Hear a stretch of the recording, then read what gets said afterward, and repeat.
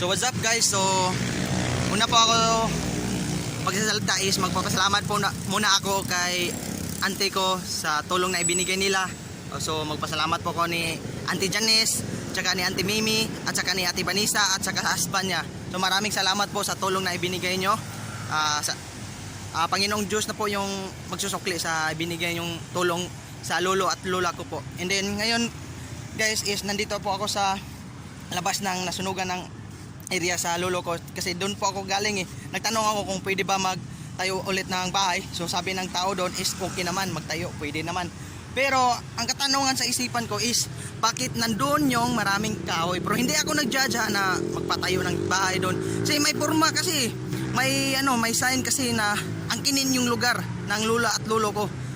So hindi ako nagpagtanong dito kasi iwas po ako sa gulo para hindi magalit yung mga tao doon ba, kasi alam nyo na yung mga tao kapag kunting salita na mali nyo is magagalit. So yun po yung idea ko is nag-video na lang ako para makita nyo kung ano yung pwede nating solusyon dyan.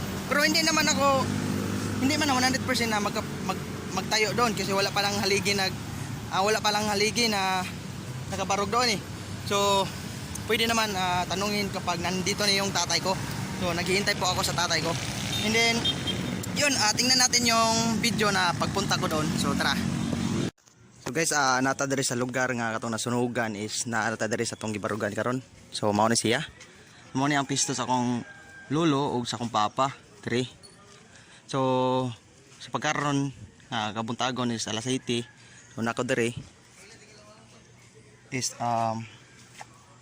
nagiporma ridaan pero dili ni amo is mangutana pa mi diri. So mao ni siya guys. Akong sukdon kung pila ka haligi ang gamito na mo diri. So dra 1, 2, 3. So 6 good ang kaligi among gamiton diri guys. Mo ni siya. So diri usa dito o dito. So silbi tulo-tulo sila diri. So na may mga kahoy diri. So akong usa ko mo kuan is ako adton sila papa dito nasa barangay hall. So ako ni ang gisurvey lang nako diri ang pisto. Guys, mao ni siya. So akong una rin is kabalo na mo. Ano na siya guys. So unsa inyong ika-comment ni dire kung anong naani siya.